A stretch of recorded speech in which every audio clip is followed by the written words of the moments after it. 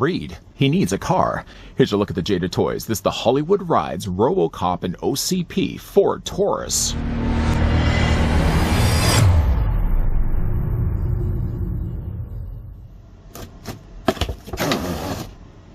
Dead or alive, you're coming with me. Show off your love for the classic Robocop franchise with the new figure and car set from Jada. The Robocop figure stands 2.75 inches tall, and the OCP Ford Taurus features moving wheels and functioning doors. I'd buy that for $1. Actually, I paid several dollars, but I finally got my hands on the Jada Toys Hollywood Rides Robocop and OCP Ford Taurus. You could really, though, thank Amazon. They had a sale going on where they had marked down the set for around 15%. I don't know really what it was in the beginning, but what the price was going for, I couldn't pass on the chance to finally add this to my collection. Jada Toys in the past has been knocking out of the park, especially when it comes to die-cast cars of this size. Speaking of which, though, we're going to be bringing in a couple of cars for comparisons, but let's get things going underway with taking, of course, the tape measure, which is somewhat of the same color as the Taurus. And let's get things going. I don't know about you, but after seeing the classic 80s film of Robocop, I also wanted to own a Ford Taurus. I don't know how many people really can say that they really wanted to own a Ford Taurus. Anyways, though, for the tape measure, we're going to measure to the back of the bumper to the front of its battering ram. The Taurus is going to be, in lengthwise, about 8 inches of that. It's going to translate, though, to a vehicle that's about 20 centimeters long. Yeah, when it comes to Jada Toys, I really do prefer this size. It seems to be the size that Jada Toys experiments more with when it comes to their vehicle releases.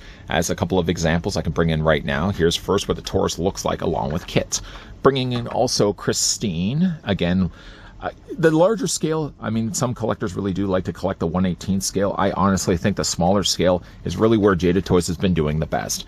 Here's also as well the DeLorean. I don't know what time frame it came from.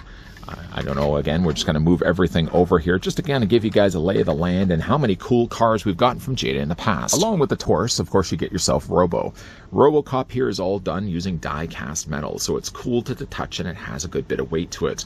When you first take both the Taurus and Robocop out of their box, you do have, of course, unscrew the screws on the bottom of them. That's the thing that's keeping both the car and Robocop in place. You probably already saw at the beginning of this review. So like Robocop, for example, I'm just going to imagine this is what it would have looked like getting it out of the packaging. Unscrewing, of course, the 2 screws located on the bottom of the base, frees then Robocop, and then he's happy to go where he needs to go. Unfortunately, though, the one thing I still continue to think that Jada's doing wrong when it comes to these display stands, in the fact that they aren't display stands. These are only really here to hold the figures in place so they don't rattle around in the boxes. But as you can see, though, Robocop lines up perfectly to this display base. A good way of displaying the figure, had it not been for the fact that they have these extra little peg pieces. This is obviously the part that's going to have the screw sitting inside, but if they could find only a way to adhere this or have the figure mounted a different way, then at least if you took these out of the packaging, these would make for a very good serviceable display stand. You could have the figures displayed that way. A little small quip I feel like really they need to fix. For Robocop, though, for the size of what we get, I don't think it's really that bad of a rendition at all. I think one thing, though, that they land on at least is the different colors colors, the blues, the purples that Robocop would have in the original film. So often, companies, when they do figures and collectibles of Robocop, they tend to only make him silver. Jada Toys, though, has done a nice job of capturing some of the blues and the highlights that we see as the lights are bouncing off his armor. Now, funny though enough, irony is not lost on the fact that this figure can't actually sit inside the car. Peter Weller, also wearing the suit, could not sit inside the car. In fact, all the scenes in which Robocop is sitting inside or getting out of the car, a lot of times it was just really the top of his armor, and usually I think he was wearing like jogging pants or shorts, so you really never would see that part for Robo. But like with the film, there's no way really that Robocop would be able to sit inside the car. You can't bend metal. You probably could bend metal, but then you would bend it in a way you'd never get it to stand again. The thing I liked for the attention to detail is that Robocop does also come included with this Auto 9. The Auto 9, though, is plastic, so there's a little bit of more give to it. In fact, actually, you can see like his arms, for example, are more of a rubbery plastic. So it looks like they probably would have used the torso and the lower legs for die-cast, and then the arms themselves would have been done in plastic. All in all, though, a nice-looking Robocop. Nice to be, of course, displayed alongside the Auto 9, alongside the Taurus. The Auto 9's already in his hand. Getting, though, a closer look now at the OCP Ford Taurus. I think it's pretty close to what we see in the film. There are a few little things, like looking back at the film, that I would say aren't 100% correct on the Taurus. Mainly, though, I feel is the color. The color we get here is kind of really more of a matte black finish. I feel, though, in the film, the Ford Taurus is actually a really more dark granite gray or gunmetal gray. I don't think it's nearly the black that we're getting here.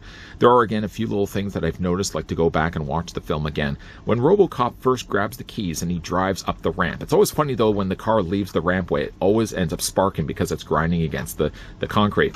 But when it goes up, though, and it's leaving away, you can see, though, on the side, it says Taurus, I think LX. That's something that unfortunately is just left off completely here for the car. Again, some things like this, you really need to add all the attention to detail, because if this is the car that we're going to be seeing in the film, it also has to say Taurus LX. Something too I feel is that the hubcaps. The hubcaps I think come across more in gray in the film, whereas what they've done here is they've just done the hubcaps the same colors as the tires. The tires, by the way, though, are not quite rubber, but they're a soft enough plastic that, especially if you're taking the Taurus and you're rolling it on the ground, yes, it does unfortunately squeak, but the tires at least do roll. Some attention is also to detail. We see that there says Detroit Police. We also have the car 154 on the back. On the back, there is the license plate. I couldn't help but, though, notice that the license plate seems crooked. Doesn't it kind of look like it's turned to the side? I don't know if the barcode is correct, at least in that configuration, but I think that actually is something that is in the film. Of course, you got your tail lights there on the back. They're using a translucent red plastic to accommodate that. You got your translucent clear plastic, though, on the front for the headlights. And, of course, you got yourself the bumper guard there on the front. This ram, of course, is something that we also see in the film. It's probably one of the coolest things that make a Ford Taurus more interesting. If it wasn't for that, I mean, I had a friend that actually had a Ford Taurus. It didn't look nearly as cool as Robocop's car. Of course, there are the sirens there also on the top. Those are done, of course, in the blue and the red. But let's open up things right now. Now, the hardest thing I found to open up on the Taurus was the hood. The hood does open, but you have to kind of get your finger on the corner of it just to catch it. It's super tight, and the door doesn't honestly open all that far. With the hood up, you can see that the motor is on the inside. There's no additional paint or anything like that. They only have just really relied on the plastic alone. The doors do open up, so of course you got your driver's side and your passenger side. Those both open up. A little unfortunately disappointing that the back doors don't open. Those are just completely molded shut. But you can see like the interior of the car. There's the keypad monitor that of course the police do use. Robocop uses it as well. It might be a little bit easier to spin this around so you guys can see it from the inside here. It's got, of course, the steering wheel. Not really much in the way of paint. It's all really just black plastic. The other thing that does also open up too, if we just close off the doors, is the back trunk. Trunk does open a little easier than it does on the front hood. Not really much way in the storage. I don't really know how much you'd be able to store inside of that, but at least it does open and close. It does look pretty good. It looks pretty close to like it does in the film. There are just, again, a few little things that don't really read for me. Some of the, again, things is the fact that it just doesn't have like Taurus LX on the side. I mean, that's just a small thing. That's something that you only really notice when Robocop is pulling away. The coloring, I think, of the car, I don't really think is as black as it really should be here. It should really be, I feel like, a really dark gunmetal gray. I mean, even like borderlining where it's more of a grayish black than it is a blackish gray, if that makes any sense at all. I don't feel really that it needs to be the matte black that we're getting here. The car does have weight to it, of course, that it does have die cast. So, of course, you got your die cast for the main body of the car. The undercarriage of the car, though, is all done here in plastic. You got yourself not rubber tires, but at least you have plastic tires. The only other thing, though, is that it does squeak a lot. I don't know if it really, I don't care enough, really, I think, about that to add anything to prevent the squeaking. It's not like I'm going to be rolling it back and forth all that much. I do also appreciate the fact that we do get ourselves a Robocop. The Robocop does look good. I think size-wise, if he did really have the means, let's just spin the car around here. If he had the available means to actually sit, I think the scaling of Robocop matches to that of the car. Because I kind of initially thinking and looking at Robocop, I was thinking, maybe that is too big. But if the legs were bent, I don't know, maybe he needed to be just a little bit shorter to sit properly in the car. It doesn't really matter anyways. Robocop couldn't sit in the car in the movie. He certainly can't sit in the car when it comes to the Hollywood ride of release of him either. I'm glad finally to have the chance to pick up the Robocop in the OCP Ford Taurus. It was a set that I know had been sitting online. Prices were kind of going really crazy for it. At one point I was seeing it for like $45. Didn't really want to pay that. Some other listings have had it for $35, but then again, that's US dollars. Sure enough, though, I just happened to be on Amazon.ca. I was looking up other things, And I noted, I don't know why, I think I was just looking up Jada toys to see what they had available when it comes to like the Street Fighter figures. And sure enough, I noticed that Amazon had the sale for the Robocop and the OCP 4 Taurus. And I definitely did want to add to my collection. It was marked down at least, so I could justify picking this one up. But I think really when it comes to collecting the Hollywood rides, more so the stuff from Jada Toys and the die-cast cars, I really prefer, again, like this size.